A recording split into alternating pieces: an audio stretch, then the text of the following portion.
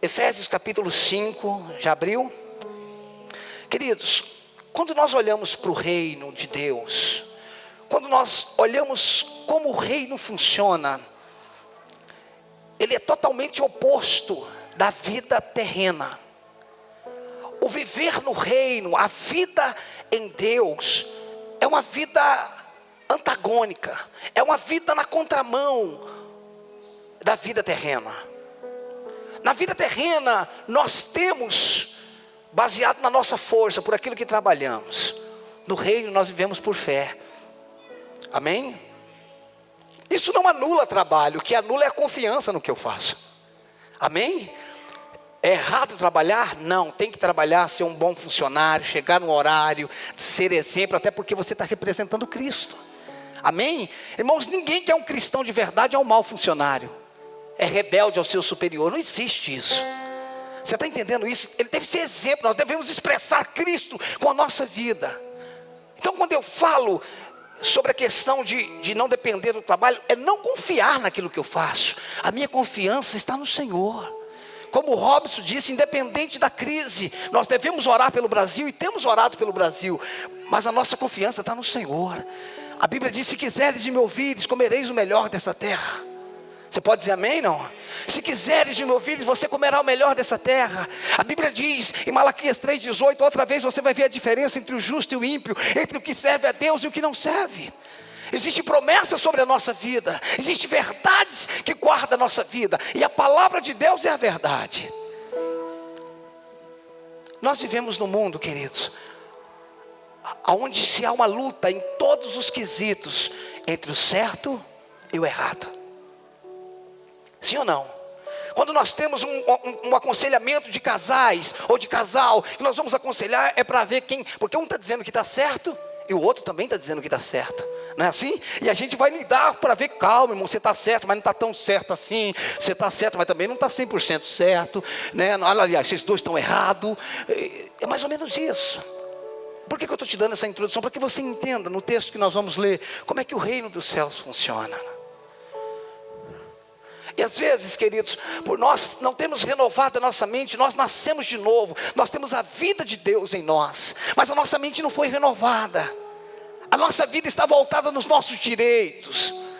Nós estamos buscando os nossos direitos, porque hoje existe direito para tudo, não é isso? Existe direito até para quem não tem direito, irmão. Porque as pessoas se baseiam naquilo que elas têm direito.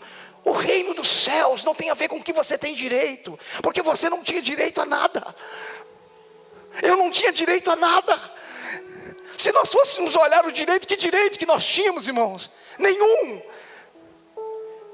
Diga comigo: graça não tem mérito, e mérito não tem graça. Aonde tem graça não tem mérito, e aonde tem mérito não tem graça. A vida em Deus não tem a ver com os nossos acertos. A vida em Deus tem a ver com aquilo que Jesus fez. Você pode dizer amém? O senhor está falando que isso dá direito ao eu errar? Não, irmãos, eu estou falando que a vida, a salvação é por mérito? É ou não? É por graça, favor não merecido. A misericórdia do Senhor é a razão de nós não sermos consumidos. Isso é mérito? Não, irmãos. Não, não é mérito. A morte de Jesus na cruz do Calvário, ele devia alguma coisa, irmão? Não tem mérito, irmãos. Nós não andamos com ele por direito.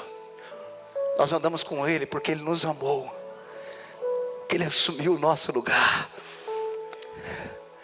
Esse é o Evangelho.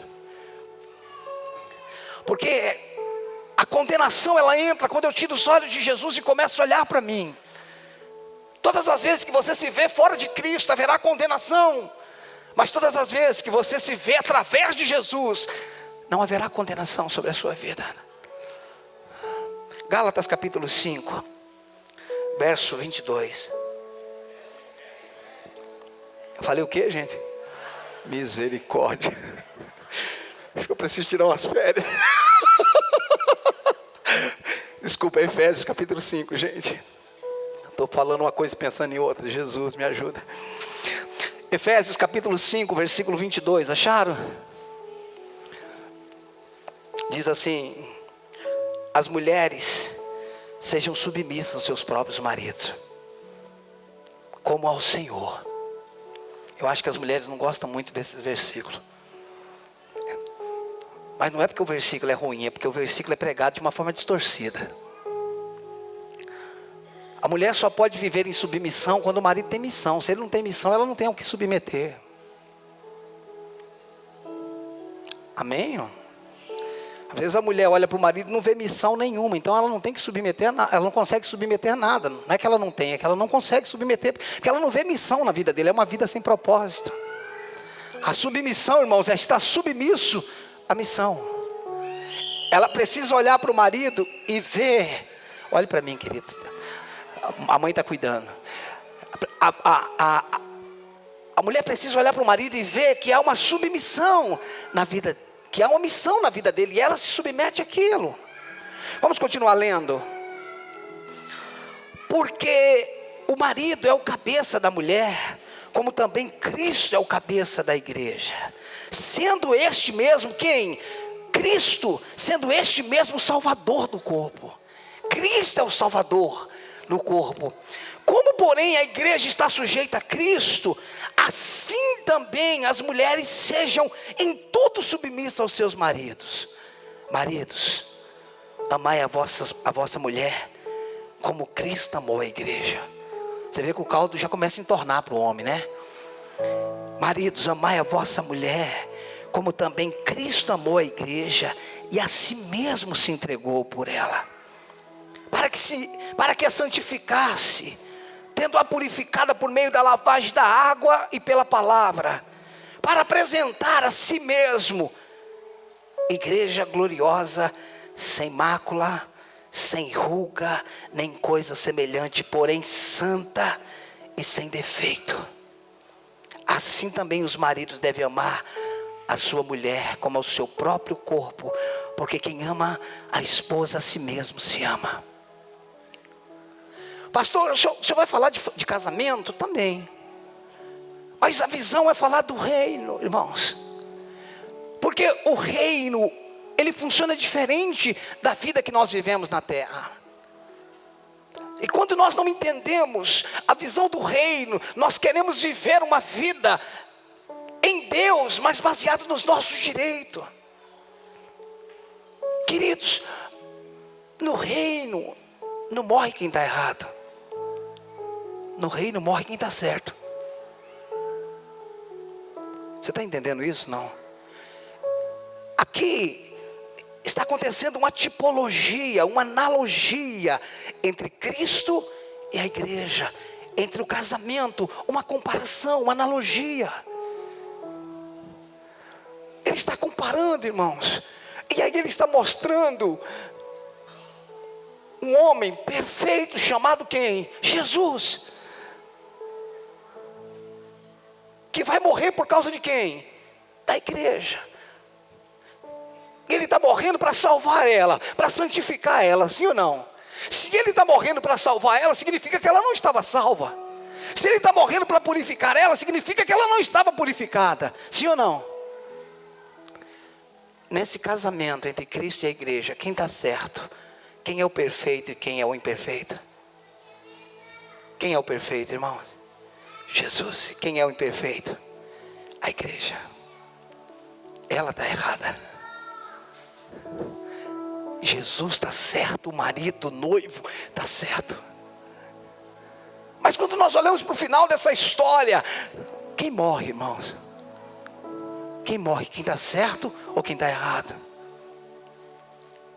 Você está vendo como é que o reino funciona? Não é quem está certo que vence, irmão. Quem está certo é o que morre.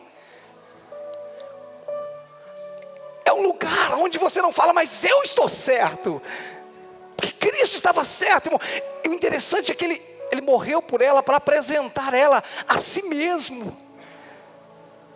Ele morreu por você quando você estava errado. Ele era perfeito, você era imperfeito. Ele era justo, você era injusto. Ele era santo, você era pecador. E se ele olhasse bem para isso, ele poderia dizer: eu não vou misturar com você não. Eu não quero saber de você. Eu não quero viver isso. Às vezes nós estamos querendo lutar pelas nossas razões. O reino não funciona por razão. O reino se move por amor. E o amor não é o direito que eu tenho. O amor não é o direito que eu tenho sobre alguém.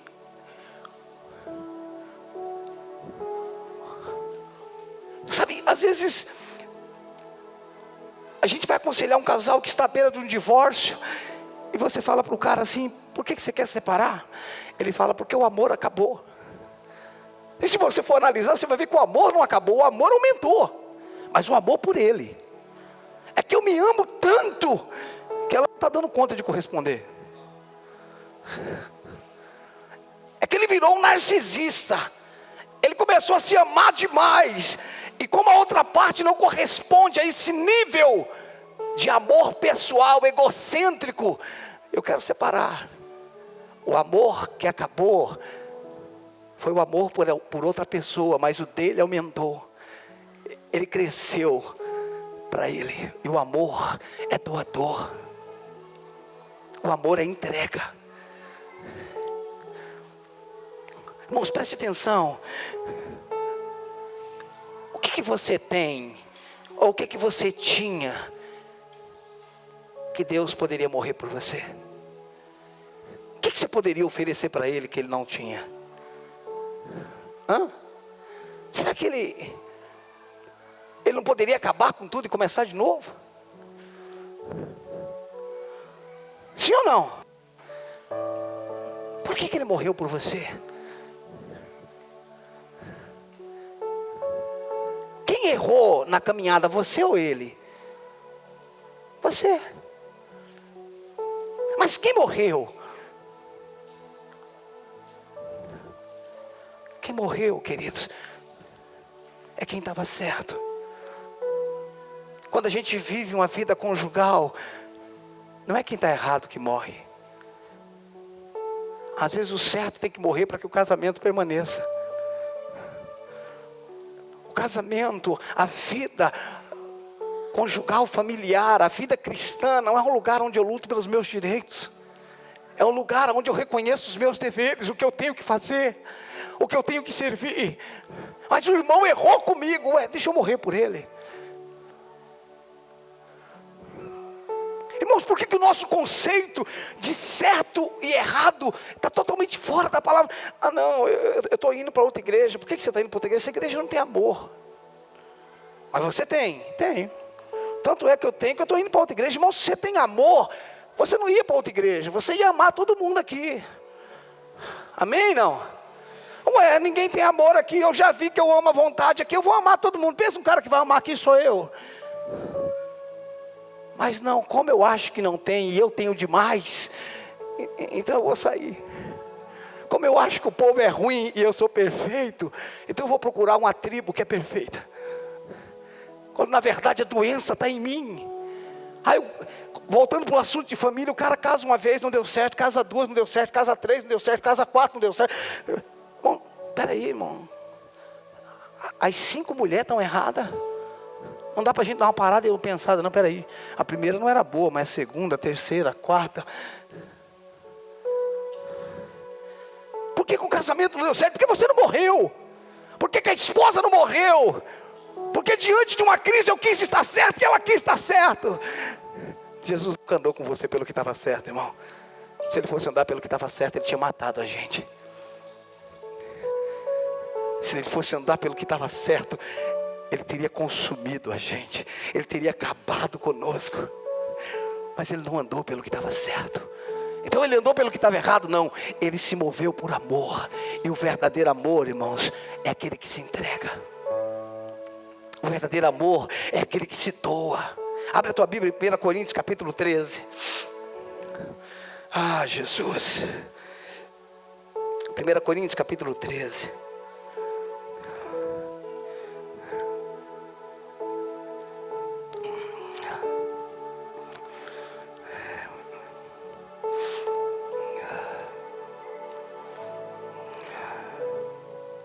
Acharam? 1 Coríntios 13, versículo 4. 1 Coríntios 13, 4 diz assim: o amor é paciente. Diga comigo, o amor espera. Diga comigo, o amor espera. Espera o que, irmãos? O que o amor espera? Espera o outro mudar. O amor espera o outro mudar. Eu te amo tanto que eu tenho condições de esperar a mudança que vai acontecer na sua vida.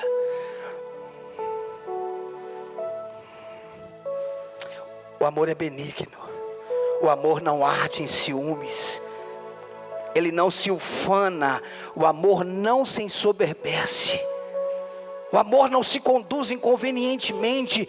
O amor não procura, presta atenção, essa parte que eu queria chegar. O amor não procura os seus interesses. O verdadeiro amor, que ele não está pensando em si, está pensando no próximo. Deus não pensou nele, Deus pensou em você. Ele não pensou nele, ele pensou em você. Quando esse amor é manifesto na nossa vida, tudo muda, querido. Às vezes nós estamos querendo um lugar bom para nós. Para nós não, para mim. Para nós não, para mim. E não para nós. Às vezes eu estou querendo uma esposa boa para mim. E não para ela. Eu não estou preocupado se vai ser bom para ela. Eu estou preocupado se vai ser bom para mim. Você está vendo como é que esse amor é egocêntrico? Eu casei para ela me fazer feliz. Eu estou pensando em quem? Em mim. No eu. Eu estou pensando que vantagem que eu vou levar nisso. Você sabe que tipo de amor que é esse? Esse é o amor maligno. Se é que podemos dizer que o maligno tem amor. Quando o homem caiu, ele parou. Ele perdeu o amor de pensar no próximo, no outro. E ele começou a pensar em si mesmo. Quando a natureza do homem foi transformada, o amor que manifestava nele, o sentimento, melhor dizendo, que manifestava nele, era o sentimento maligno. Por quê? Porque agora o homem pensa a partir dele, não a partir do próximo. Tanto é que quando Deus chega no jardim, que ele pergunta para o homem, o que aconteceu? Ele diz, foi a mulher. Tipo assim, já que vai ter punição, que não vai ser eu. O que ele está dizendo? Foi ela. Eu não tenho culpa desse negócio aí. Porque ele está pensando em quem? Nela ou nele? Eu vou livrar a cara nesse negócio aqui, irmão. A casa caiu, eu só vou passar para ela. Afinal de contas, foi ela que trouxe para mim primeiro. Por quê? Porque agora ele está pensando nele. Às vezes nós estamos fruindo, querido, nesse amor maligno, nesse sentimento maligno, o qual eu estou buscando o meu interesse. O que eu posso levar de vantagem nisso? Qual o resultado que eu vou ter nisso? Que benefício que eu vou ter nisso, irmãos? Tudo aquilo que você faz em prol do próximo, Deus faz para você. Quando você se preocupa com as coisas dos outros, Deus se preocupa com as suas coisas. Quando você procura ajudar o órfão e a viúva, Deus está preocupado com você. Você está entendendo isso? O amor não vive em torno de si. Deus não vive em torno de si, irmãos. Eu estava pregando no lugar, acho que mês passado. Um rapaz me procurou depois do culto, um rapaz inteligente, não era alguém formado. Ele me procurou e falou assim, pastor, eu queria conversar com o senhor um minuto. Eu falei, pode falar, querida. Ele falou, eu amo Jesus, mas eu não amo Deus. Eu falei, como é que é? Ele falou, eu amo Jesus, mas eu não amo Deus. Eu falei, como é que você conseguiu separá-los? Ele falou, para mim Deus é alguém doente, egocêntrico, que fez o homem cair, depois mandou o filho dele morrer para que ele fosse adorado. Porque quem é culpado de colocar aquela árvore lá foi ele. Ele não poderia ter colocado aquela árvore lá. E eu disse para ele, você seria uma marionete. Você não tinha poder de escolha. Aí você seria escravo de Deus. Deus não te criou como escravo. E quando ele está falando para mim sobre isso, eu olhei para ele e falei, só um instante antes da gente continuar a conversa. Você teve problema com seu pai, né? Ele falou, meu pai me abandonou quando eu tinha 11 anos de idade. Falei, capeta do inferno, eu sei que você está aí. Como ele tinha sido abandonado pelo pai, ele não conseguia ver o amor de Deus. É que a gente olha para Jesus como se eu olhasse para minha filha e eu falasse para Esther, Esther, tem um negócio errado para mim, ali resolve para mim, ela vai lá e morre no meu lugar. Não, a Bíblia diz que o pai estava no filho. Nós podemos ver o filho morrendo, mas o pai estava junto. Aquilo não foi um serviço terceirizado. Ele não contratou um freelance. Ele não contratou alguém. Ele estava lá morrendo. O pai sofreu. Ele sofreu. Ele não estava lá dizendo, oh, arrumar pelo menos, eu mandei alguém para resolver isso para mim. Não, ele estava sofrendo em seu lugar. A terra, o planeta sofreu. O sol não conseguiu ver o seu Criador, ele se escondeu. Você já imaginou isso? O sol se escondeu. Irmãos, o mundo espiritual virou uma loucura. Sepulcros foram abertos, mortos andaram pelas ruas. Parece um filme de terror, né? Mas é mais ou menos isso. 3 horas da tarde, aquele negócio ficando escuro, irmãos. O sol dizendo, eu não posso ver. Jesus há pouco instante tinha dito, Elohim, Elohim, lama sabachthani. Deus meu, por que me desamparaste? O pai não conseguia estar mais com o filho, porque o filho está se tornando pecador. Aí o diabo vem com essa conversinha que Deus não te ama. O diabo vem com essa história que você não é ninguém, que você não é amado. Ele não sabe quem é você. Você é a menina dos olhos de Deus. Ele não mandou um anjo morrer por você. Foi o filho dele que morreu. Esse é o amor, irmãos. Nós não estamos aqui para nos darmos bem. Nós não estamos aqui para ver quem é que vai se dar melhor. Eu passo por cima de você. Não, isso não é o reino. O reino, querido, é quando eu faço por você.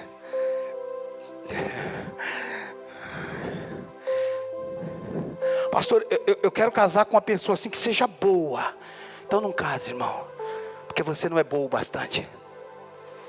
Eu quero casar com um homem assim, pastor, que seja perfeito. Deixa eu te falar, não vai dar certo. Porque um bom omelete se faz com 2 ovos bons. Se colocar um ovo estragado e um ovo bom, estragou tudo.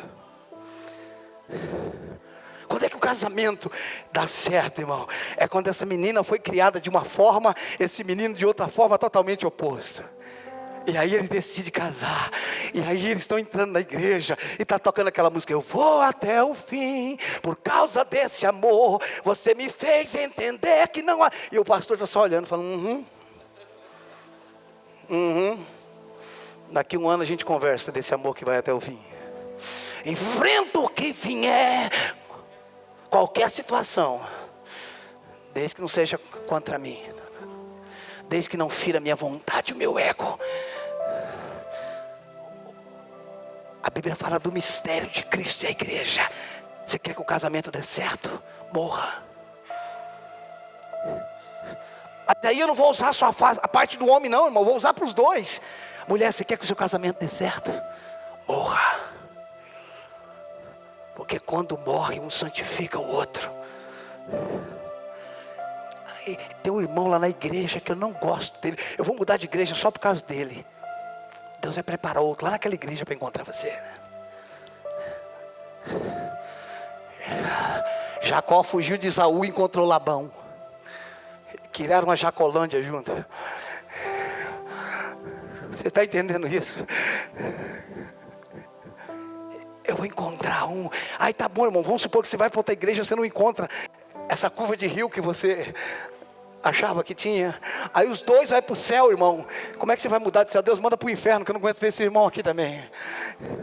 Irmãos, a igreja é a coisa mais louca que eu já vi que Deus criou. E fala de casamento, irmão. Só dá certo. O casamento da igreja só vai dar certo porque o noivo morreu. Se não morresse não dava certo, não, irmão.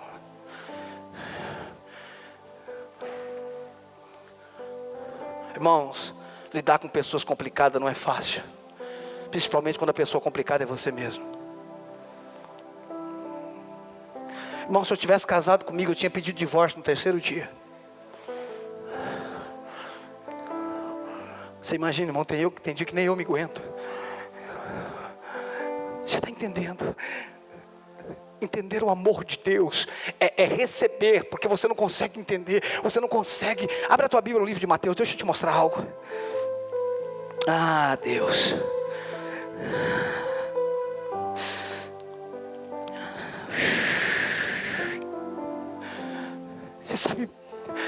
Você sabe por que eu amo Deus, irmão?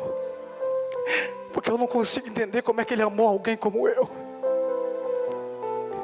Porque eu não consigo entender como é que Ele me escolheu, quando nem minha mãe acreditava em mim. Sabe por quê, Marco e Adriana, que a gente pode lidar com um drogado, com um viciado há 15 anos? Porque ele está drogado, mas ele é filho. Deus tem um propósito. O mundo olha para ele como um drogado, a gente deve olhar como um filho. Deus tem uma obra na tua vida, onde abundou o pecado, superabundou a graça. É isso que a gente precisa entender. Porque eu não sei você, mas eu era a escória da sociedade. Você está entendendo isso? Semana retrasada eu estava pregando numa igreja rica. No final de semana eu estava pregando numa igreja pobre.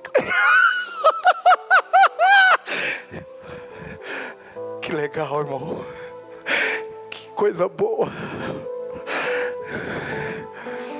Poder estar em todos os lugares. Poder entrar em qualquer lugar e dizer, ó, tô nem aí. Você está entendendo essa dimensão? É isso que Deus quer nos ensinar. O amor ao próximo. O casamento que a gente está passando, guerras no casamento, irmãos, é porque a gente está egocêntrico. Pastor, mas eu estou certo, tá bom, você está certo, mas você tem direito, mas você não tem razão. Tem coisa que a gente tem direito, irmão, mas nós não temos razão. Jesus não lutou pelo direito dele. Ele não... Irmãos, se a gente fosse para o tribunal no final, sem a cruz, qual era a sentença?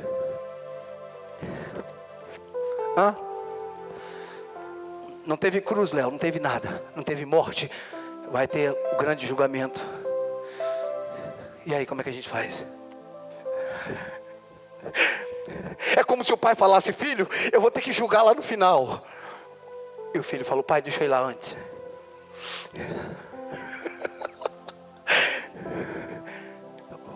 Quem ia julgar? Era o pai. O pai e o filho são um. É como se o pai está falando, eu vou ter que julgar você, mas eu te amo tanto que eu, antes de julgar você, eu vou lá resolver o seu problema.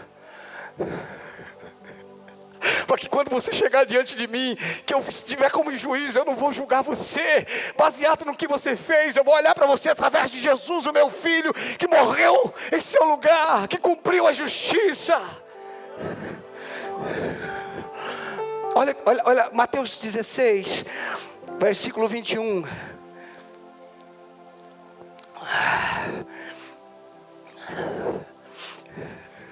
Acharam?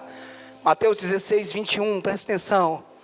Desde esse tempo começou Jesus Cristo a mostrar aos seus discípulos que era-lhe necessário seguir para Jerusalém e sofrer muitas coisas dos anciãos, dos principais sacerdotes, dos escribas, e ser morto e ressuscitado ao 3º dia. Jesus reúne os seus discípulos, olha para mim, Jesus reúne os seus discípulos e diz, olha, deixa eu contar um negócio para vocês, eu vou para Jerusalém, nós vamos para Jerusalém, eu vou ser morto, eu vou sofrer, eles vão me matar, mas eu vou ressuscitar ao 3º dia. Ele está dizendo, eu vou sofrer. Olha o versículo 22. Pedro, chamando-o à parte. Olhe para mim novamente. Eu estou vendo Pedro abraçando Jesus, falando, mestre, vem cá, deixa eu falar um negócio particular, porque eu não quero fazer o senhor passar vergonha na frente de ninguém. Vem cá de lado. Ele leva Jesus para um canto e diz assim, mestre. Diz assim, ó, e Pedro chamando à parte começou. O que está escrito aí? Pedro começou a reprovar. Que é isso, Jesus? Para com essa conversa. Que conversa? conversa é essa que você vai sofrer, vai morrer? Começou a reprová-lo, dizendo: tem compaixão de ti. Pedro está falando para Jesus: ame-se mais, você está amando menos. Por que você está olhando desse jeito? Ame-se mais, tenha compaixão de ti. Você não se ama não, Jesus?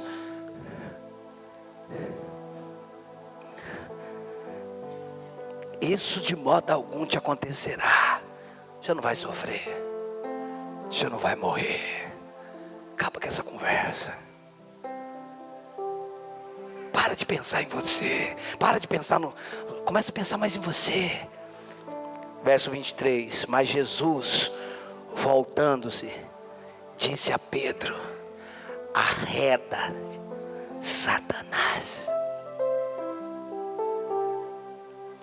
Olhe para mim. Jesus viu que por mais que ele está falando com Pedro, aquilo era uma atitude demoníaca. Por quê? Porque a princípio parece ser bom, pense mais em você. Mas aí ele não cumpre o propósito. Arreda, Satanás, tu és para mim pedra de tropeço. Você quer me fazer tropeçar.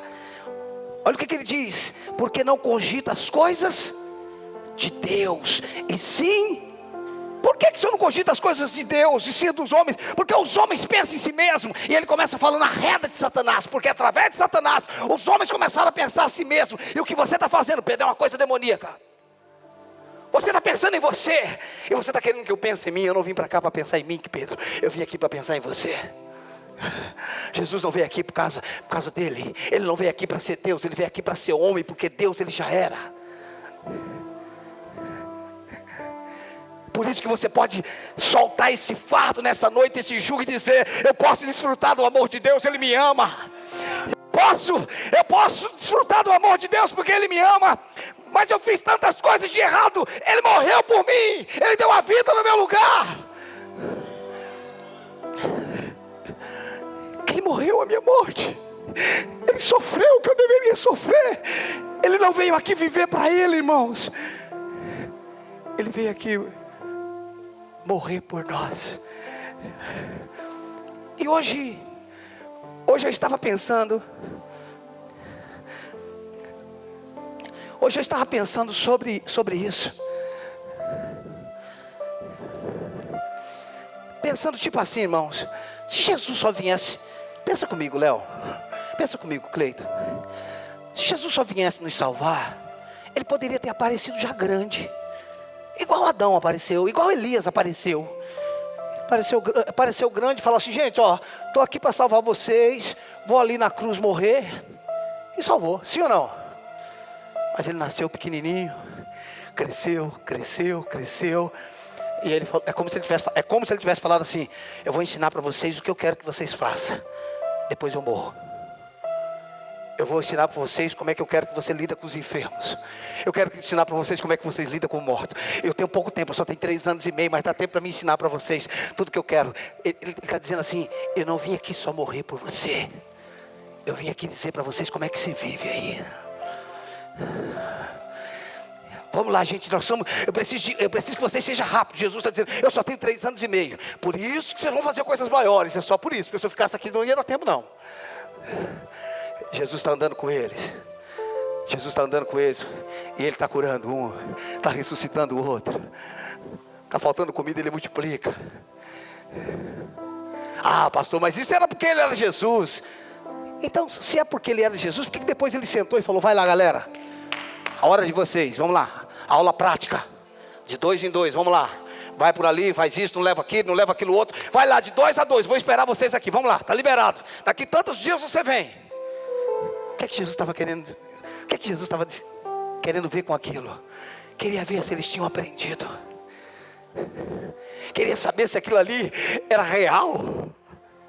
Você imagina talvez o diabo dizendo assim: ele acha que um cara como Pedro vai dar resultado. Você imagina, irmão, quem olhava? Nem o capeta acreditava no Pedro. Você imagina o diabo falando de Jesus? Dá uma olhada, esse cara não dá certo. Imagina o diabo dizendo: essa equipe aí não funciona. É como se Jesus falasse: espera para você ver. Espera aí, você vai ver. Pedro inconstante, Pedro falava quando não devia, era um sanguíneo hemorrágico, não vai dar certo. Deus falou: espera aí. Jesus falou: espera aí. Poucos dias os discípulos voltam e dizem: mestre, uau, os demônios se submetem a nós. Deu certo. Jesus falou: eu vi Satanás caindo do céu, eu vi. Aí Jesus ensina eles, tal. Uma vez Jesus decide andar sobre as águas, Pedro quer andar, anda um pouquinho, afunda. Jesus falou: calma, filho, você vai aprender mais sobre isso. Aí quando Jesus está para ir embora, reúne ele, diz para ele assim: ó, eu comecei assim, eu comecei recebendo o Espírito Santo, eu quero que vocês comecem recebendo o Espírito Santo também. Fique lá em Jerusalém até que do alto você seja revestido. Fica lá. E os discípulos falaram: tudo bem. E os discípulos foram para lá. E eles começaram a orar. A orar. De repente veio do céu um som, como de um vento impetuoso, e encheu toda a casa. O Espírito Santo inundou a vida deles. As 120 pessoas que estavam naquele lugar foi tomada pela glória de Deus. Você imagina aquele ambiente de glória que encheu aquele lugar. E todo mundo começa a ouvir Racalamachu tocando. E o povo falou: que doido é essa? 9 horas da manhã esse povo fazendo isso. Deve estar bêbado. Eles estavam bêbados, irmão, mas estavam bêbados do Espírito. Eles estavam chapados. Aí Pedro levantou, irmãos. Aquele dia era outro Pedro. Porque existe um homem e uma mulher antes do Espírito Santo, mas existe outro homem e outra mulher depois do Espírito Santo. Sabe por que Deus chama um pecador? Ele chama qualquer pessoa dizendo: eu quero que você venha, e a hora que você reconhecer o que eu fiz na cruz do Calvário, eu vou morar dentro de você. E quando eu morar dentro de você, eu vou mudar você, eu vou transformar você, eu vou mudar toda a sua vida. E Pedro se levanta e começa a pregar.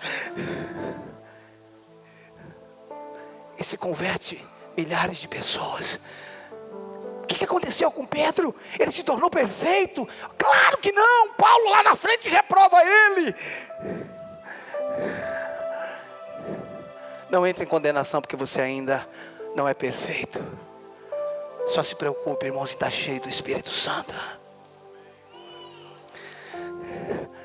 A sombra de Pedro curava, irmãos.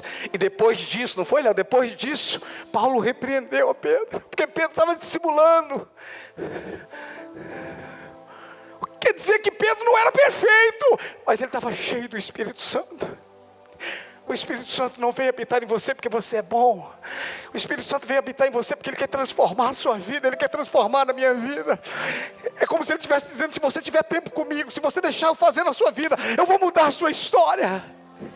Mas eu sou pecador. Ele fala: eu sei onde você tem errado, eu tenho a solução para isso. Deixa só eu entrar em você. Eu não sei fazer nada de certo. Ele fala: eu sei que você não sabe, mas eu sei. Tudo na minha vida eu fiz errado. Ele fala: eu sei, mas agora eu quero mudar essa história. Queridos, olhe para mim. Deus te ama. Ele te ama. Ele não te ama pelo que você pode dar para Ele. Ele te ama porque Ele não tem. Ele é amor.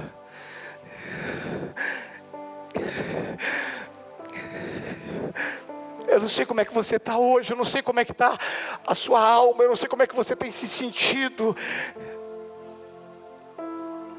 Isso não quer dizer que Ele concorde com seus erros? Claro que não. Nele não há pecado, irmãos. Mas isso não anula o amor dele por você. Ele está te dizendo: eu te amo. Vem para mim. Deixa eu mudar a tua vida. Deixa eu mudar a tua história. Deixa eu entrar dentro de você. O amor de Deus não é esse amor que nós temos encontrado por aí, irmãos. O amor de Deus não tem um interesse próprio. O amor de Deus é doador. O amor de Deus se entregou. Ele morreu por você. O amor de Deus nos constrange. O amor de Deus é maior do que qualquer coisa que nós tenhamos feito. Ele muda a nossa vida, Ele muda a nossa história. Quando Pedro quer falar para ele pensar nele, ele falou: não, Satanás, não vem para cima de mim não, eu sei como é que você age, eu sei.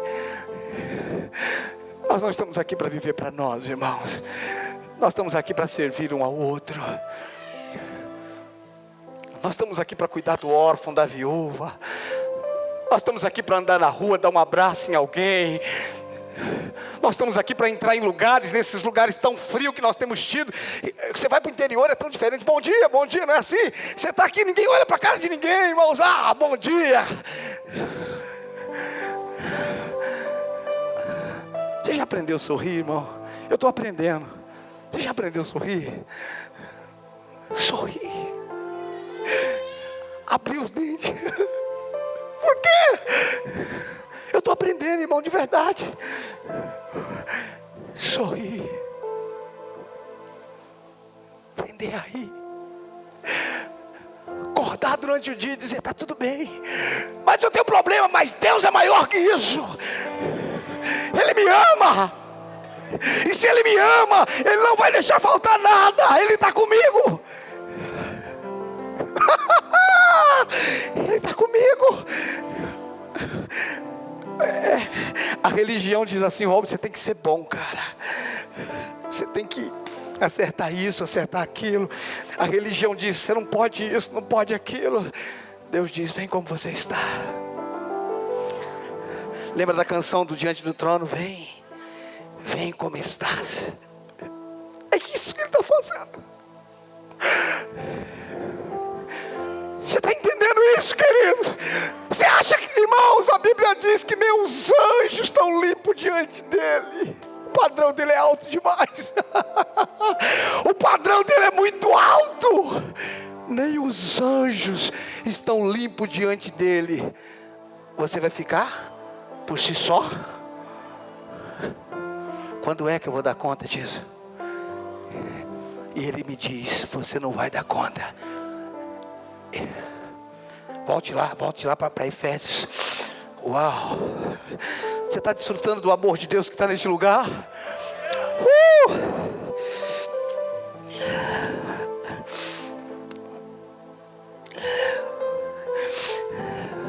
Efésios capítulo 5, versículo 27 em diante. Acharam? Efésios 5, 27 diz: para apresentar a si mesmo igreja gloriosa. Igreja gloriosa, sem mácula, nem ruga.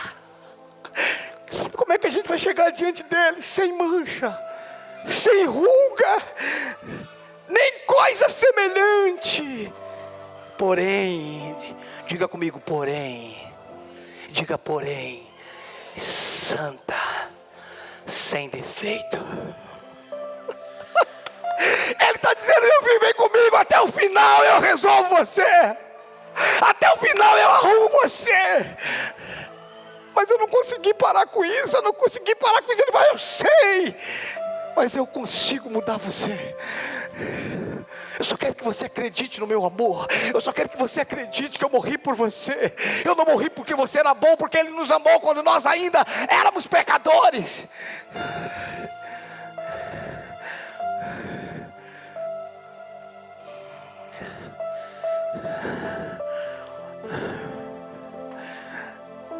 Irmãos, eu quero corrigir uma doutrina aqui que durante muito tempo eu falei. Eu quero consertar algo aqui. Às vezes a gente falava que o teu pecado faz Deus chorar. Deus nunca chorou por causa de você. Deus sempre chorou por você. É a mesma coisa, pastor, não. Deus nunca chorou por causa da igreja. Ele sempre chorou pela igreja. Ele não chorou por aquilo que ela fez. Ele chorou por aquilo que ela é. Deus não chorou pelo que você fez, Ele chora pelo que você é, porque Ele te ama. Ele não está. Escute que João 3,16 diz: Deus amou o mundo de tal maneira que deu o seu Filho unigênito. Ele não veio por causa do pecado, Ele veio por causa do amor. O que fez Ele vir não foi o pecado, foi o amor. Aí como Ele te ama, Ele veio e resolveu o pecado. Mas o que motivou Ele não foi os seus pecados. O que motivou Ele foi o amor dEle. O que motivou Ele não foi os seus erros, óbvio. Ele não olhou para você pelo que você tinha ou não tinha. Ele simplesmente olhou para você e disse: eu te amo, cara. Quem é que ama desse jeito, irmãos? Não tem a ver com seus acertos, tem simplesmente a ver, porque eu amo você, eu quero você comigo. Eu quero você comigo. É como se Deus estivesse dizendo: eu não sei viver sem você. Tanto eu não sei viver sem você que eu vou morrer por você.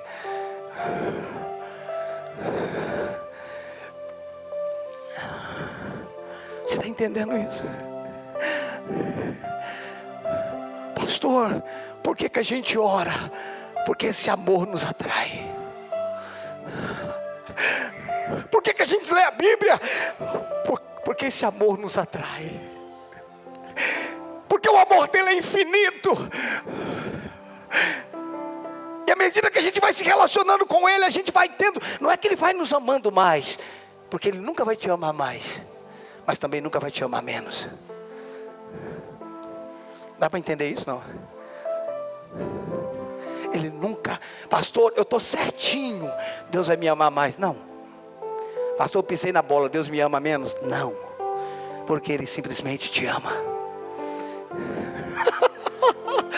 Ele simplesmente me ama. Como é que explica isso, irmãos? Como é que explica isso, Marcos? Olha para o teu passado, Marcos. Olha para onde você andava. Olha quantas loucuras você fez de moto naquele túnel, Marcos. Você poderia ter morrido, cara. Ele falou: não, eu te amo, cara. Eu quero que você faça algo para mim ainda. Quantos amigos seus daquela época estão mortos, Marcos?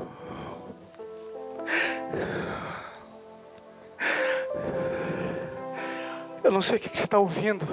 Eu não sei o que a sua alma tem dito esses dias para você, mas deixa eu te dizer o que Ele está dizendo. Eu te amo.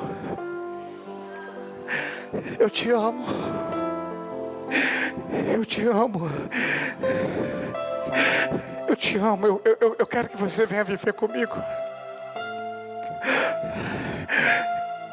Eu vivi a sua vida, eu morri a sua morte, eu fiquei doente nas suas doenças, eu me tornei maldito onde você era maldito. Você ia para o inferno, eu fui para o inferno no seu lugar, para que você nunca vá até lá.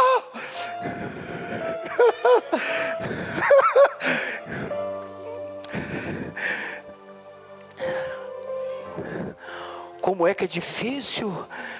Como é que é difícil orar, Márcia?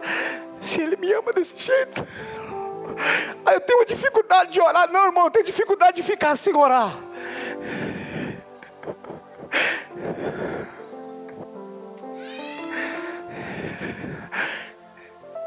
Talvez, querido, a mensagem que o mundo precisa ouvir seja essa. Talvez o evangelho que o encarcerado, que o condenado precisa ouvir seja esse: Deus me ama. Ele me ama. Ele me aceita como estou. Ele me aceita como eu sou. Ele me recebe como eu sou.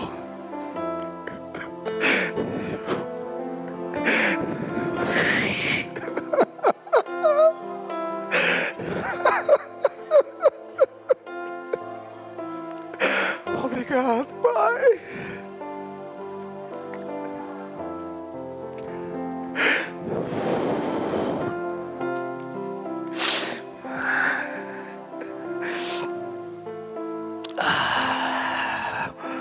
Por favor, William, vem.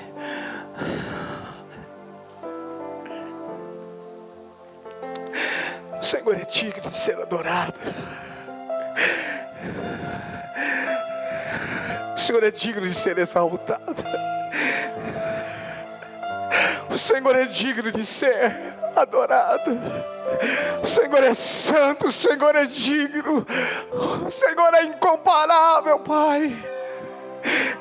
Nessa noite você pode chamar Ele de Abba. Abba significa paizinho. Abba, Pai. Ah, paizinho. Oh.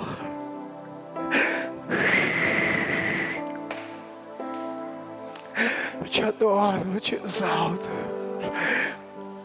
Oh. Eu te amo, Jesus.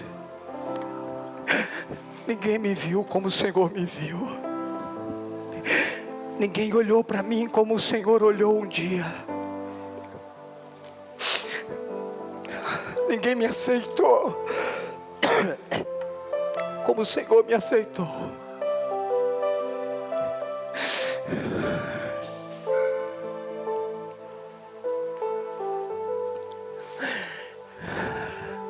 Quando você chega numa empresa procurando um serviço, existe pré-requisitos, não existe? Você tem faculdade? Você fala inglês? Você tem experiência nisso? Não é assim? Quando você chega diante dele, ele não pergunta nada. Ele simplesmente pergunta: você crê que eu morri por você? Só isso que você precisa. Você crê que eu nasci, eu desci, eu deixei meu trono de glória para morrer no seu lugar?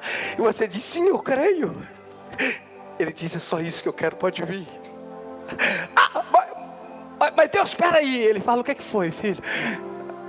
Aí você diz: mas eu matei. Ele falou: eu sei. Mas você crê que eu morri no seu lugar?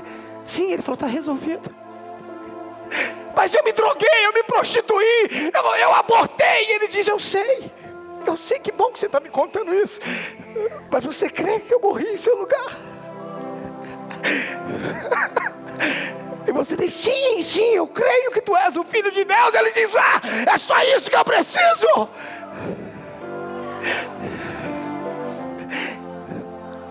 Ele é bom o suficiente para não precisar de ninguém bom ao lado dele. E ele é tão bom que a nossa ruindade, a nossa maldade é trocada pela bondade e pelo amor dele.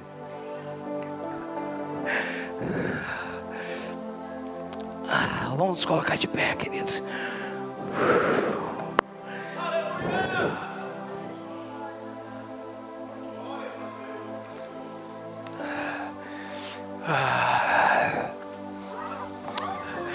Feche teus olhos.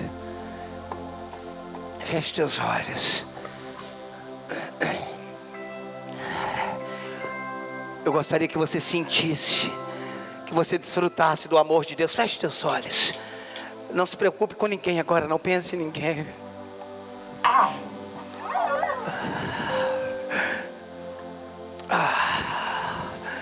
Teu amor está neste lugar, Senhor.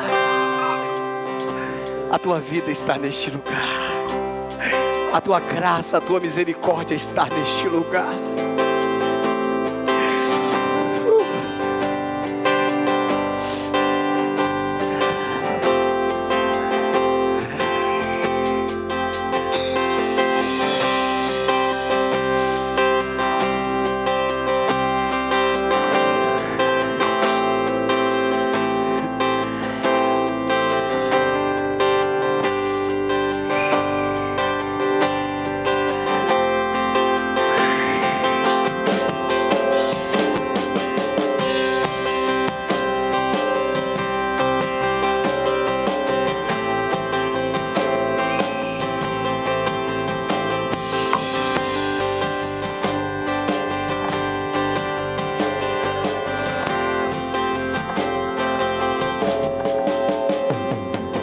Ele tem ciúmes de mim, me ama como um furacão.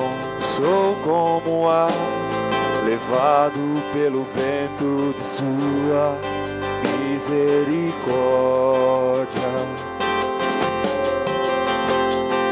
Então de repente me esqueço de tudo, ofuscado por tua glória.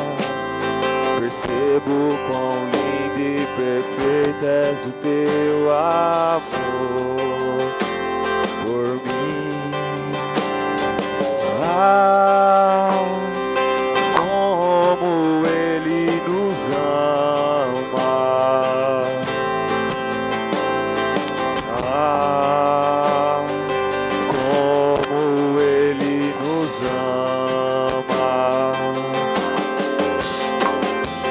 Ele tem ciúmes de mim,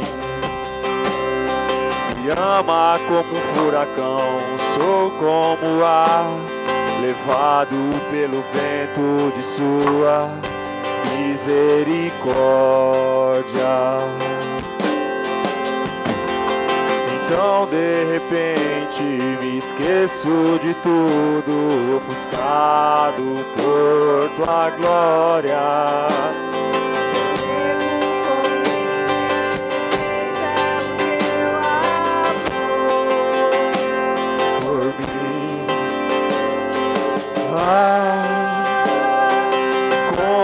Como Ele nos ama. Como Ele nos ama.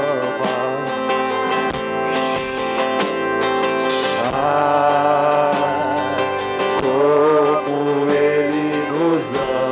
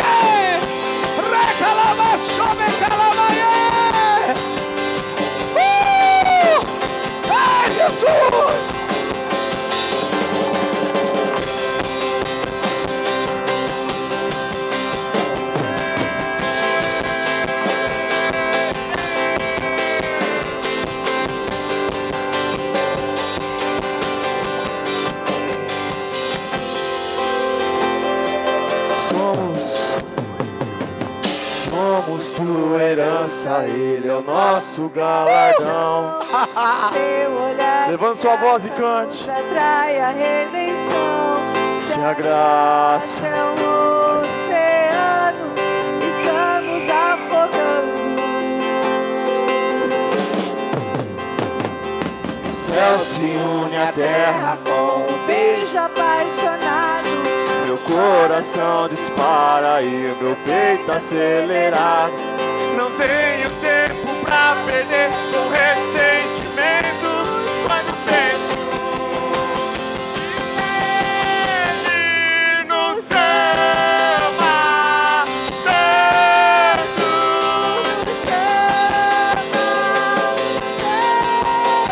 Ele nos ama.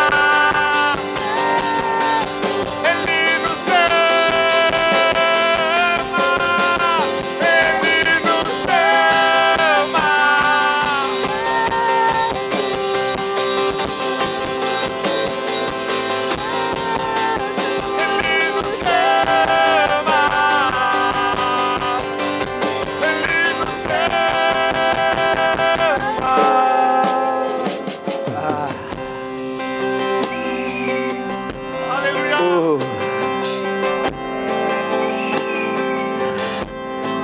Por favor, pega a sua Bíblia. Quantos instrumentos toque, pega a sua Bíblia. Abra comigo, por favor, por favor. Isaías 53, abra. Isaías profetizou acerca das nossas vidas. Isaías é o profeta messiânico, é o profeta que profetiza acerca do Messias. Isaías 53.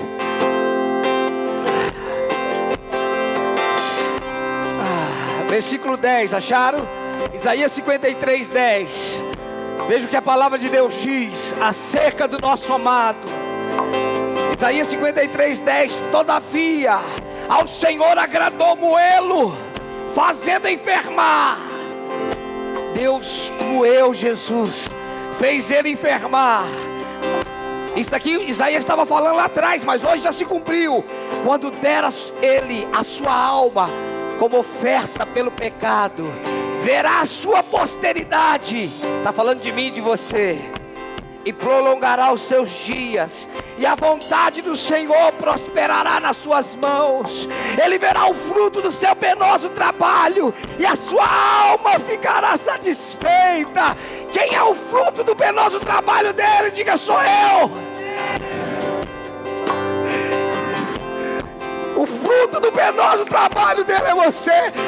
Ele verá o fruto do seu penoso trabalho e dirá: Deus, eu estou satisfeito.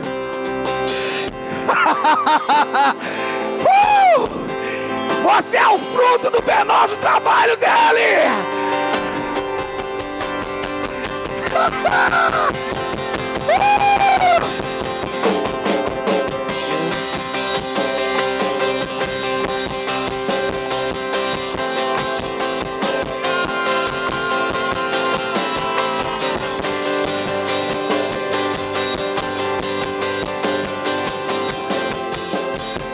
Somos tua herança, somos tua herança, Ele é o nosso galardão. Seu olhar de graça nos atrai a redenção. Se a graça é um oceano, estamos afogando. Os céus e a terra se unem. O céu se une à terra com um beijo apaixonado. Meu coração dispara em meu peito acelerado. Não tenho tempo pra perder com ressentimentos quando penso. O quê? Ele nos ama, Ele nos ama, Ele nos ama,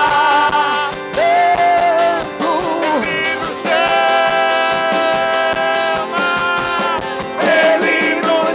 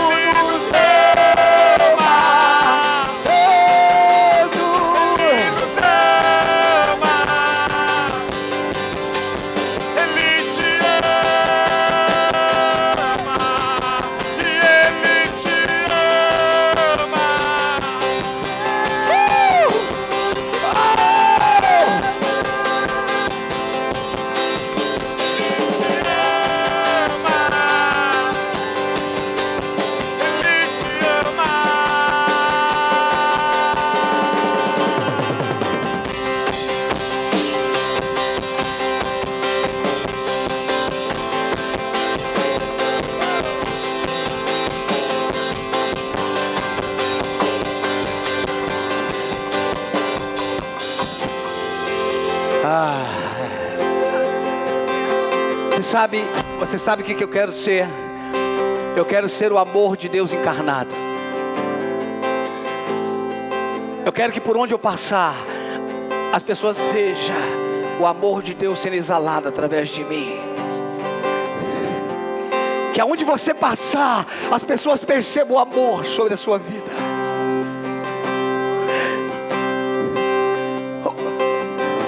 Você tem uma religião, você fala: não. Por que você é diferente? Porque Deus me ama.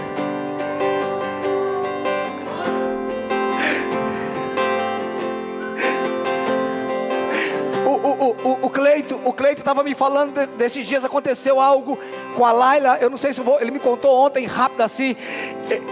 A Laila, cadê o Cleito? Comprou doce, como é que foi, Cleito? Ela ganhou 3 pão de frios. Ela comeu um e foi levando os outros para casa. E ela encontrou uma mulher varrendo a rua, foi isso? Varrendo a rua. E ela disse que Deus direcionou no coração dela dar um pão de frios para a mulher. Diz que ela foi até a mulher e falou: isso aqui é para você. A mulher olhou e falou: para mim? Nunca ninguém me trata. Nunca ninguém fez isso por mim. A mulher chorou do lado, a Laila chorou do outro.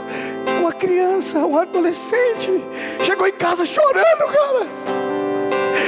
Você sabe qual é a maior verdade do Evangelho?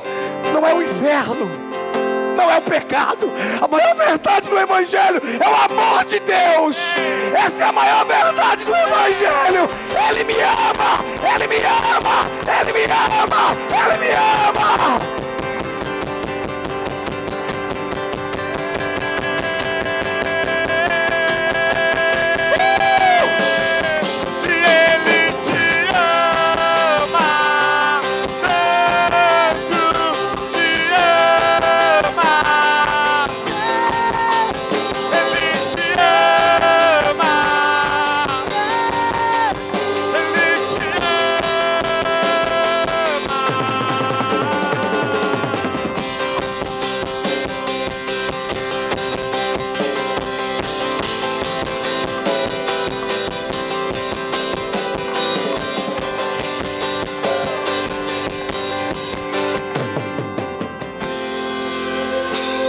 Feche os olhos. Papai querido, nós somos gratos a Ti pelo Teu amor. Na verdade, nós jamais conseguiremos dimensionar esse amor que o Senhor tem por nós, porque Ele vai além do nosso entendimento, Senhor. Mas nós podemos sentir, nós podemos confiar, nós podemos acreditar no Teu amor. Um amor que não nos condena, mas que nos atrai. Um amor que não nos condena, mas que nos justifica através de Cristo Jesus. Obrigado, Senhor. Agradeça a Ele. Obrigado pelo Teu amor sobre a minha vida. Agradeça a Ele. Obrigado pelo Teu amor sobre a minha vida. Diga para Ele: obrigado, Teu amor lança fora todo medo. Não há por que eu temer, não há por que eu ter medo. Ele me ama, o Senhor me ama. Escute, não tenha medo. Ele te ama, não tenha medo. Ele te ama. Eu tenho tantos desafios para enfrentar essa semana. Ele está dizendo: eu estou com você, eu te amo. Você não está sozinho nessa. Eu tenho coisas para resolver. Eu estou com você, eu te amo. Sabe, Marcos, o que eu estava pensando?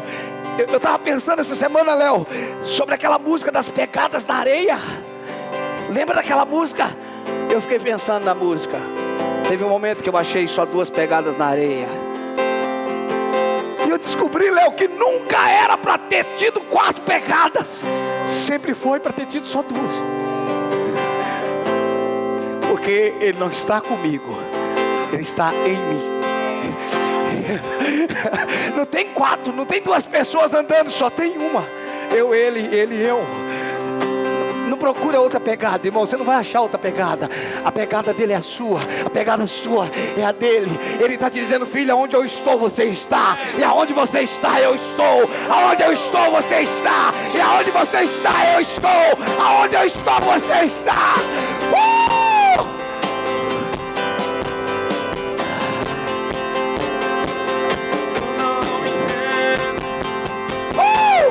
Glória a Deus. Que amor é esse? Que amor é esse? Eu não entendo. Maior que um amor de um pai, mais forte que o amor de um homem, mais profundo que um amigo. É o Teu amor, maior que um amor de um pai, mais forte que o amor de um homem, mais profundo que um amigo. É o Teu amor. Que amor é esse? Que amor é amor é esse? Eu não entendo. Que quebrou minhas razões, que me esvaziou de mim. Foi o teu amor. Que amor é esse? Que amor é esse? Que amor é esse? Eu não entendo.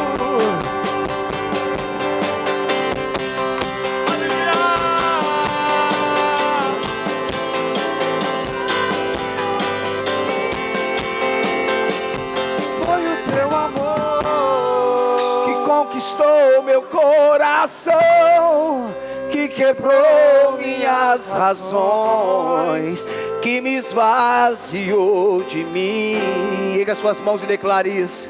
Foi o teu amor. Diga isso. Que conquistou meu coração, Que quebrou minhas razões, que me esvaziou de mim. novamente, diga novamente. Foi o teu amor que conquistou meu coração, que quebrou minhas razões, que me esvaziou de mim. Foi o teu amor que conquistou meu coração, que quebrou minhas razões, que me esvaziou de mim. Foi o teu amor que conquistou meu coração, que quebrou minhas razões, que me esvaziou de mim. Foi o teu amor. Que amor é esse? Que amor é esse? Que amor é esse? Eu não entendo. Feche teus olhos. Eu quero saber se alguém nessa noite quer entregar a sua vida a Jesus.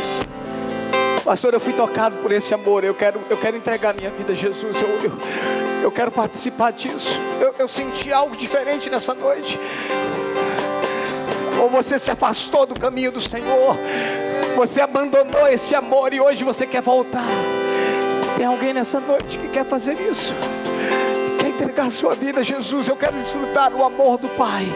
Eu quero entregar a minha vida. Eu quero viver esse amor. Eu quero viver essa intensidade. Há alguém nessa noite? Oh, Pai.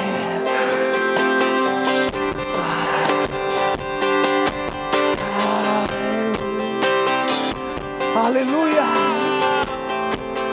Oh. Tem mais alguém nessa noite que quer entregar a sua vida a Jesus? Não é uma religião, irmãos, é simplesmente viver o amor de Deus, desfrutar do amor do Pai, entrar numa vida sem condenação. Oh. Aleluia.